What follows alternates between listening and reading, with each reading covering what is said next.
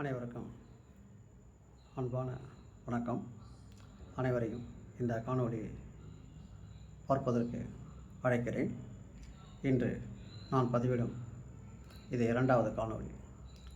காரணம், சுருக்கமாக ஒரு சில விஷயங்களை மட்டும் கூற வேண்டும்.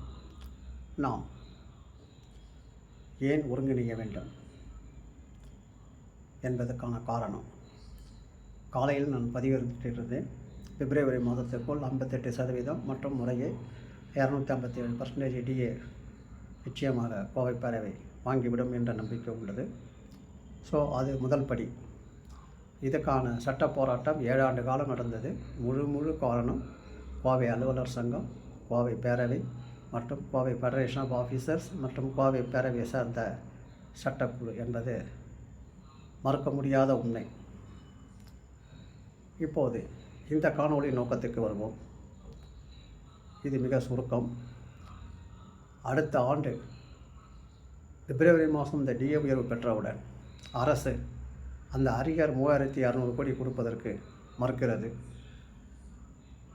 நீதிமன்றங்களும் அதை நாம் என்னதான் வாதிட்டாலும் அதை கவனத்தில் எடுத்துக்கொள்ளவில்லை.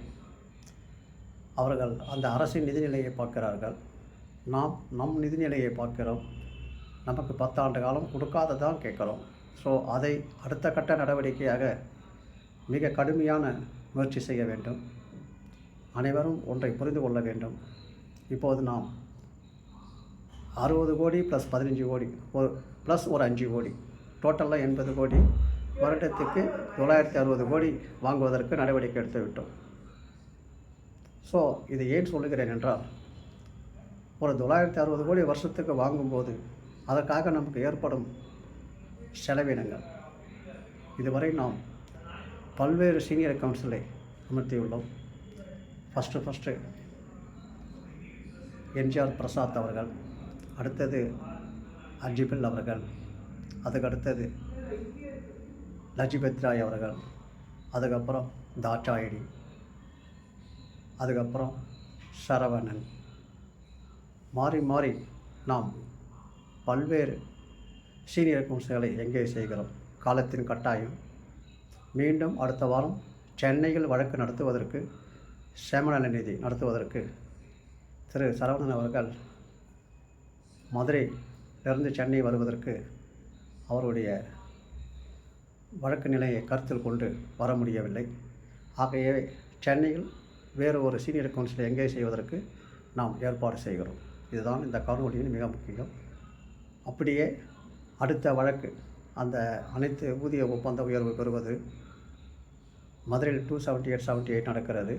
இன்னும் ஒரு வழக்கு 2W என்பது அடுத்த வாரம் பதிவு செய்ய போகிறோம். கண்டெம்ட் அரியர் நடத்த வேண்டும். சப்போஸ் அது கிடைக்காத இருக்கும் பட்சத்தில் உச்சநீதிமன்றம் செல்ல வேண்டும்.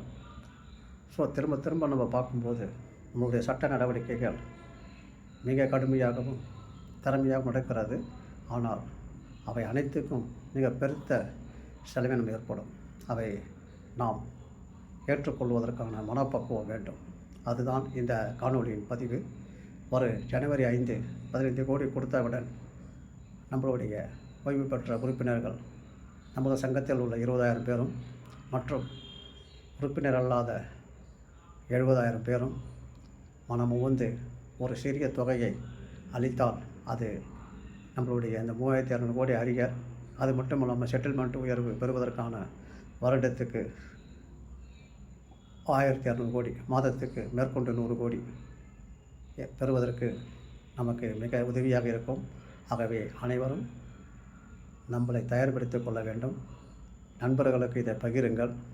அனைவரும் சங்க வேறுபாடின்றி நம்மளுடைய அனைத்து பணப்பலன்களையும் பெறுவதற்கு ஒன்று சேர வேண்டிய காலகட்டாயம் என்பதை கூறுவதன் முக்கியமே இந்த காணொலியின் பதிவு.